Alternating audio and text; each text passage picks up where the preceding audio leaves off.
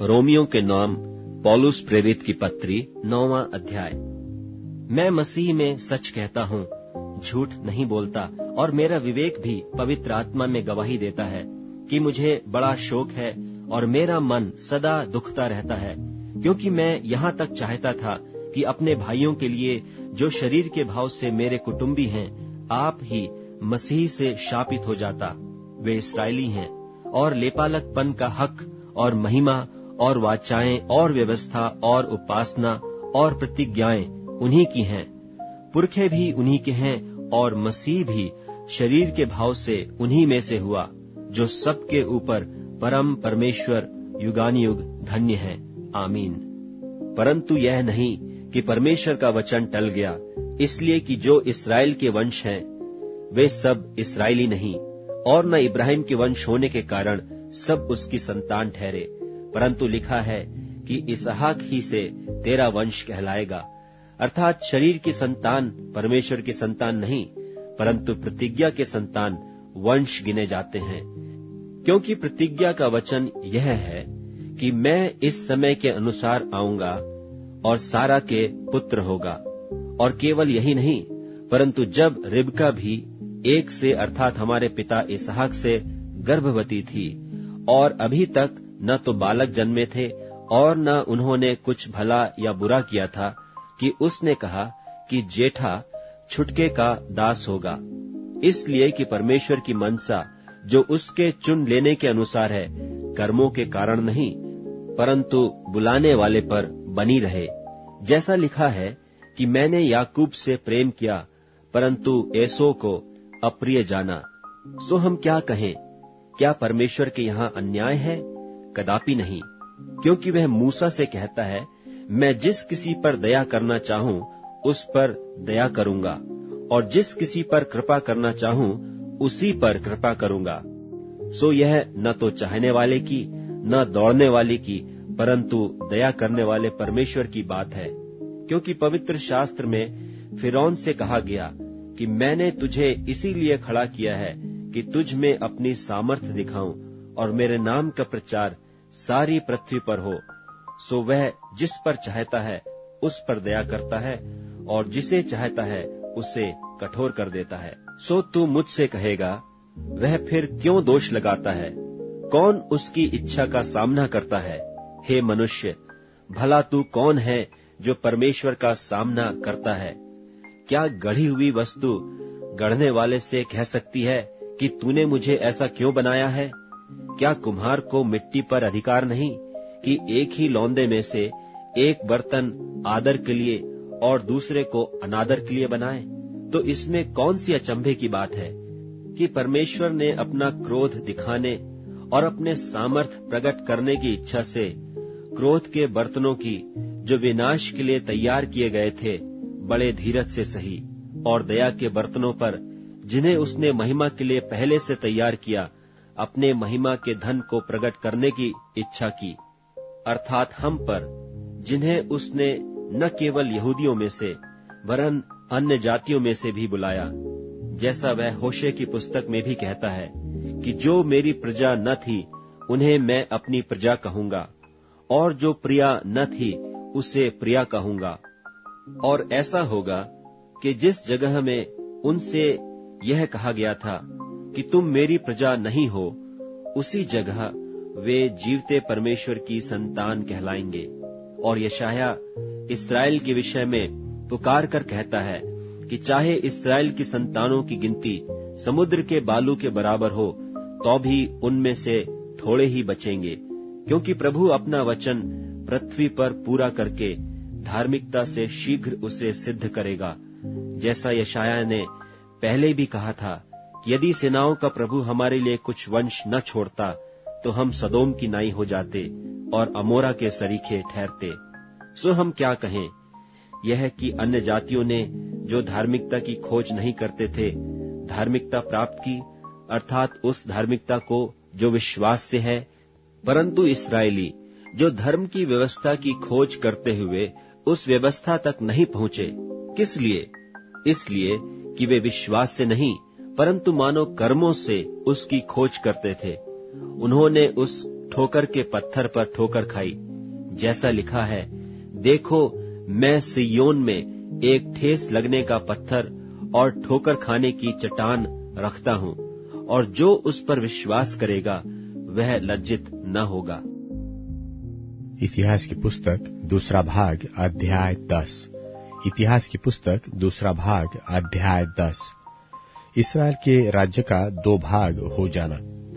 रहोबियाम शेकेम को गया, क्योंकि सारे इस्राएली उसको राजा बनाने के लिए वही गए थे।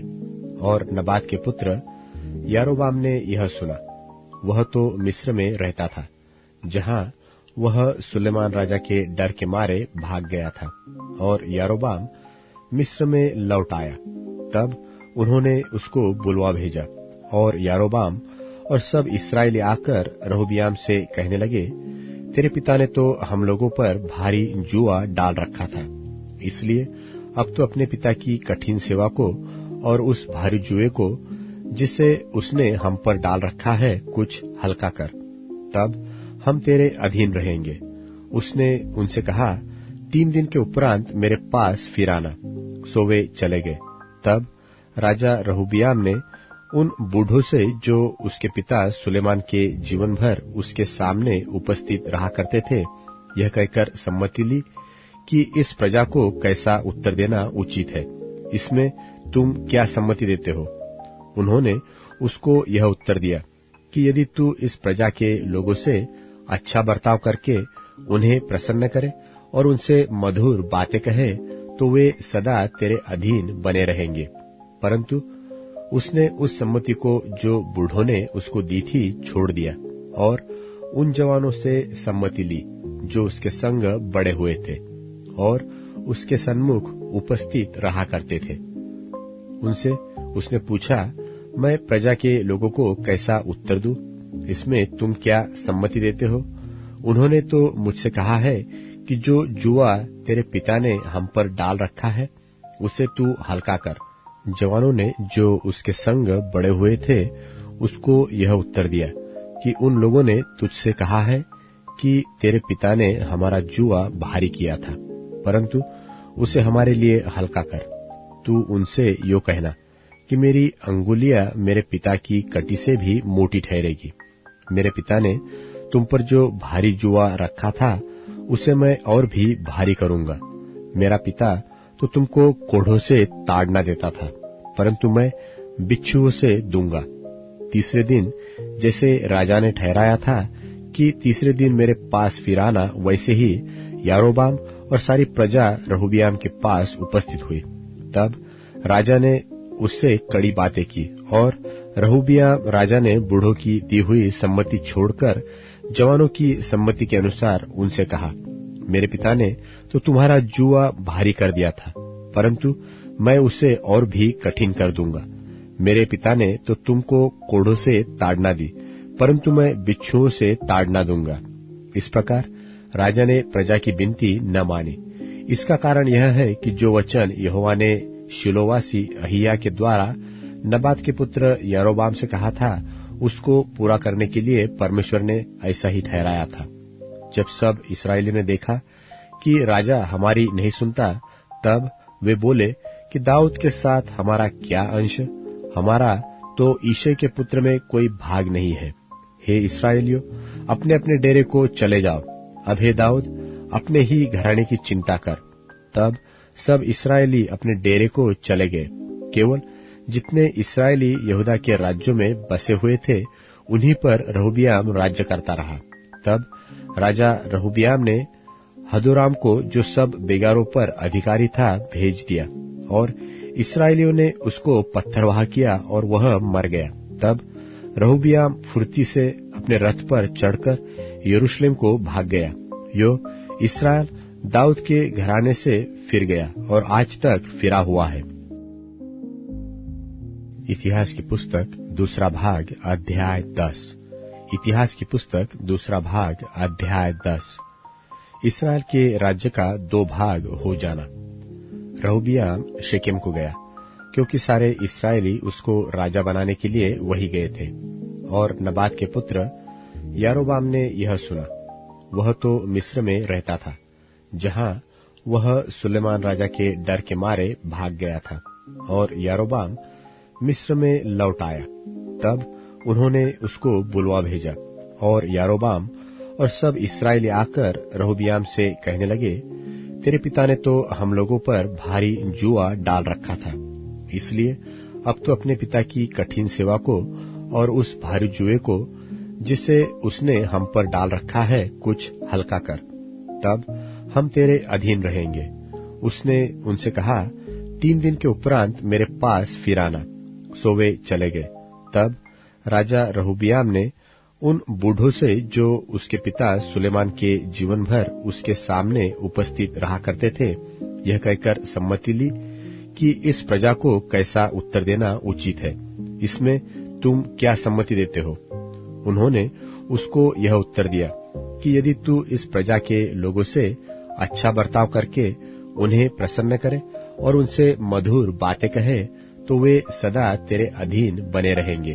परंतु उसने उस सम्मति को जो बूढ़ों ने उसको दी थी छोड़ दिया और उन जवानों से सम्मति ली जो उसके संग बड़े हुए थे और उसके सन्मुख उपस्थित रहा करते थे। उनसे उसने पूछा, मैं प्रजा के लोगों को कैसा उत्तर दूं? इसमें तुम क्या सम्मति देते हो? उन्होंने तो मुझसे कहा है कि जो जुआ तेरे पिता ने हम पर डाल रखा है उसे तू हल्का कर। जवानों ने जो उसके संग बड़े हुए थे उसको यह उत्तर दिया कि उन लोगों ने तुझसे कहा है कि तेरे पिता ने हमारा जुआ भारी किया था, परंतु उसे हमारे लिए हल्का कर। तू उनसे यो कहना कि मेरी अंगुलियां मेरे पिता की कटी से भी मोटी ठहरेगी। मेरे पिता ने तुम पर जो भारी जुआ रखा था उसे मैं और भी भारी करूंगा। मेरा पिता तो तुमको कोढ़ों से ताड़ना देता था, परंतु मैं बिच्छुओं से दूंगा। तीसरे दिन जैसे राजा ने ठहराया था कि तीसरे दिन मेरे पास फिर आना, वैसे ही यारोबाम और सारी प्रजा रहोबियाम के पास उपस्थित हुई। तब राजा ने उससे कड़ी बातें की और रहोबियाम राजा ने बूढ़ों की दी हुई सम्मति छोड़कर जवानों की सम्मति के अनुसार उनसे कहा, मेरे पिता ने तो तुम्हारा जुआ भारी कर दिया था, परंतु मैं उसे और भी कठिन कर दूंगा।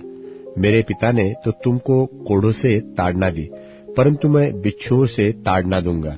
इस प्रकार राजा ने प्रजा की विनती न मानी। इसका कारण यह है कि जो वचन यहोवा ने शिलोवासी अहिय्याह के द्वारा नबात के पुत्र यारोबाम से कहा था, उसको पूरा करने के लिए परमेश्वर ने ऐसा ही ठहराया था। जब सब इस्राएलियों ने देखा कि राजा हमारी नहीं सुनता, तब वे बोले कि दाऊद के साथ हमारा क्या अंश? हमारा तो ईशे के पुत्र में कोई भाग नहीं है। हे इस्राएलियों, अपने अपने डेरे को चले जाओ। अब हे दाऊद, अपने ही घराने की चिंता कर। तब सब इस्राएली अपने डेरे को चले गए। केवल जितने इस्राएली यहूदा के राज्यों में बसे हुए थे, उन्हीं पर रहोबियाम राज्य करता रहा। तब राजा रहोबियाम ने हदोराम को, जो सब बेगारों पर अधिकारी था, भेज दिया और इस्राएलियों ने उसको पत्थरवाह किया और वह मर गया। तब रहोबियाम फुर्ती से अपने रथ पर चढ़कर यरूशलेम को भाग गया। यो इस्राएल दाऊद के घराने से फिर गया और आज तक फिरा हुआ है। इतिहास की पुस्तक दूसरा भाग अध्याय 11। इतिहास की पुस्तक दूसरा भाग अध्याय 11। रहोबियाम का राज्य। जब रहोबियाम यरूशलेम को आया, तब उसने यहूदा और बिन्यामीन के घराने को, जो मिलकर 1,80,000 अच्छे योद्धा थे, इकट्ठा किया कि इस्राएल के साथ युद्ध करे, जिससे राज्य रहोबियाम के वश में फिर आ जाए। तब यहोवा का यह वचन परमेश्वर के भक्त शमायाह के पास पहुंचा कि यहूदा के राजा सुलेमान के पुत्र रहोबियाम से और यहूदा और बिन्यामीन के सब इस्राएलियों से कह, यहोवा यो कहता है कि अपने भाइयों पर चढ़ाई करके युद्ध न करो, तुम अपने अपने घर लौट जाओ, क्योंकि यह बात मेरी ही ओर से हुई है। यहोवा के ये वचन मानकर वे यारोबाम पर बिना चढ़ाई किए लौट गए। सो रहोबियाम यरूशलेम में रहने लगा और यहूदा में बचाव के लिए ये नगर दृढ़ किए, अर्थात बेथलहेम, एताम, तको, बेतसुर, सोके, अदुल्लाम, गत, मारेशा, जीप, अदोरैम, लाकीश, अजेका, सोरा, अय्यालोन और हेब्रोन, जो यहूदा और बिन्यामीन में है, दृढ़ किया। और उसने दृढ़ नगरों को और भी दृढ़ करके उनमें प्रधान ठहराए और भोजन वस्तु और तेल और दाख मधु के भंडार रखवा दिए। फिर एक एक नगर में उसने ढाले और भाले रखवाकर उनको अत्यंत दृढ़ किया। यहूदा और बिन्यामीन तो उसके थे, और सारे इस्राएल के याजक और लेवीय भी अपने सब देश से उठकर उसके पास गए। यो लेवीय अपनी चराइयों और निज भूमि छोड़कर यहूदा और यरूशलेम में आ गए, क्योंकि यरोबाम और उसके पुत्रों ने उनको निकाल दिया था कि वे यहोवा के लिए याजक का काम न करें। और उसने ऊंचे स्थानों और बकरों और अपने अपने बनाए हुए बछड़ों के लिए अपनी ओर से याजक ठहरा लिए। और लेवियों के बाद इस्राएल के सब गोत्रों में से जितने मन लगाकर इस्राएल के परमेश्वर यहोवा के खोजी थे, वे अपने पितरों के परमेश्वर यहोवा को बलिदान चढ़ाने के लिए यरूशलेम को आए। और उन्होंने यहूदा का राज्य स्थिर किया और सुलेमान के पुत्र रहबियाम को 30 वर्ष तक दृढ़ कराया, क्योंकि 3 वर्ष तक वे दाऊद और सुलेमान की लीक पर चलते रहे। और रहबियाम ने एक स्त्री को ब्याह लिया, अर्थात महलत को, जिसका पिता दाऊद का पुत्र यरीमोत और माता ईशे के पुत्र एलियाब की बेटी अबीहैल थी। और उसने यूश, शमरियाह और जाहमनाम पुत्र उत्पन्न हुए। और उसके बाद उसने अबशालोम की नतीनी माका को ब्याह लिया, और उससे अबियाह, अत्ते, जीजा और शमोमित उत्पन्न हुए। रहबियाम ने 18 रानियां ब्याह ली और 8 रखेलियां रखी, और उसके 28 बेटे और 60 बेटियां उत्पन्न हुई। अबशालोम की नतीनी माका से वह अपनी सब रानियों और रखेलियों से अधिक प्रेम करता था। सो रहबियाम ने माका के बेटे अबियाह को मुख्य और सब भाइयों में प्रधान इस मनसा से ठहरा दिया कि उसे राजा बनाए, और वह समझबूझकर काम करता था। और उसने अपने सब पुत्रों को अलग अलग करके यहूदा और बिन्यामीन के सब देशों के सब गढ़वाले नगरों में ठहरा दिया, और उन्हें भोजन वस्तु बहुतायत से दे दी, और उनके लिए बहुत सी स्त्रियां ढूंढी। रोमियों के नाम पौलुस प्रेरित की पत्री 9वां अध्याय। मैं मसीह में सच कहता हूँ, झूठ नहीं बोलता, और मेरा विवेक भी पवित्र आत्मा में गवाही देता है कि मुझे बड़ा शोक है और मेरा मन सदा दुखता रहता है, क्योंकि मैं यहाँ तक चाहता था कि अपने भाइयों के लिए जो शरीर के भाव से मेरे कुटुंबी हैं, आप ही मसीह से शापित हो जाता। वे इस्राएली हैं, और लेपालकपन का हक और महिमा और वाचाएं और व्यवस्था और उपासना और प्रतिज्ञाएं उन्हीं की हैं। पुरखे भी उन्हीं के हैं, और मसीह भी शरीर के भाव से उन्हीं में से हुआ, जो सबके ऊपर परम परमेश्वर युगानुयुग धन्य है। आमीन। परंतु यह नहीं कि परमेश्वर का वचन टल गया, इसलिए कि जो इस्राएल के वंश हैं वे सब इस्राएली नहीं, और न इब्राहिम के वंश होने के कारण सब उसकी संतान ठहरे, परंतु लिखा है कि इसहाक ही से तेरा वंश कहलाएगा। अर्थात शरीर की संतान परमेश्वर की संतान नहीं, परंतु प्रतिज्ञा के संतान वंश गिने जाते हैं। क्योंकि प्रतिज्ञा का वचन यह है कि मैं इस समय के अनुसार आऊंगा और सारा के पुत्र होगा। और केवल यही नहीं, परंतु जब रिबका भी एक से अर्थात हमारे पिता इसहाक से गर्भवती थी, और अभी तक न तो बालक जन्मे थे और न उन्होंने कुछ भला या बुरा किया था, कि उसने कहा कि जेठा छुटके का दास होगा, इसलिए कि परमेश्वर की मनसा जो उसके चुन लेने के अनुसार है, कर्मों के कारण नहीं, परंतु बुलाने वाले पर बनी रहे। जैसा लिखा है कि मैंने याकूब से प्रेम किया, परंतु एसो को अप्रिय जाना। सो हम क्या कहें? क्या परमेश्वर के यहाँ अन्याय है? कदापि नहीं, क्योंकि वह मूसा से कहता है, मैं जिस किसी पर दया करना चाहूं उस पर दया करूंगा, और जिस किसी पर कृपा करना चाहूं उसी पर कृपा करूंगा। सो यह न तो चाहने वाले की न दौड़ने वाले की, परंतु दया करने वाले परमेश्वर की बात है। क्योंकि पवित्र शास्त्र में फिरौन से कहा गया कि मैंने तुझे इसीलिए खड़ा किया है कि तुझ में अपनी सामर्थ्य दिखाऊं और मेरे नाम का प्रचार सारी पृथ्वी पर हो। सो वह जिस पर चाहता है उस पर दया करता है, और जिसे चाहता है उसे कठोर कर देता है। सो तू मुझसे कहेगा, वह फिर क्यों दोष लगाता है? कौन उसकी इच्छा का सामना करता है? हे मनुष्य, भला तू कौन है जो परमेश्वर का सामना करता है? क्या गढ़ी हुई वस्तु गढ़ने वाले से कह सकती है कि तूने मुझे ऐसा क्यों बनाया है?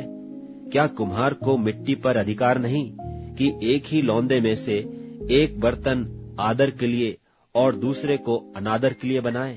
तो इसमें कौन सी अचंभे की बात है कि परमेश्वर ने अपना क्रोध दिखाने और अपने सामर्थ प्रकट करने की इच्छा से क्रोध के बर्तनों की, जो विनाश के लिए तैयार किए गए थे, बड़े धीरज से सही, और दया के बर्तनों पर, जिन्हें उसने महिमा के लिए पहले से तैयार किया, अपने महिमा के धन को प्रकट करने की इच्छा की, अर्थात हम पर, जिन्हें उसने न केवल यहूदियों में से वरन अन्य जातियों में से भी बुलाया, जैसा वह होशे की पुस्तक में भी कहता है कि जो मेरी प्रजा न थी उन्हें मैं अपनी प्रजा कहूंगा, और जो प्रिया न थी उसे प्रिया कहूंगा। और ऐसा होगा कि जिस जगह में उनसे यह कहा गया था कि तुम मेरी प्रजा नहीं हो, उसी जगह वे जीवते परमेश्वर की संतान कहलाएंगे। और यशायाह इस्राएल के विषय में पुकार कर कहता है कि चाहे इस्राएल की संतानों की गिनती समुद्र के बालू के बराबर हो, तो भी उनमें से थोड़े ही बचेंगे, क्योंकि प्रभु अपना वचन पृथ्वी पर पूरा करके धार्मिकता से शीघ्र उसे सिद्ध करेगा। जैसा यशायाह ने पहले भी कहा था कि यदि सेनाओं का प्रभु हमारे लिए कुछ वंश न छोड़ता तो हम सदोम की नाई हो जाते और अमोरा के सरीखे ठहरते। सो हम क्या कहें? यह कि अन्य जातियों ने जो धार्मिकता की खोज नहीं करते थे, धार्मिकता प्राप्त की, अर्थात उस धार्मिकता को जो विश्वास से है।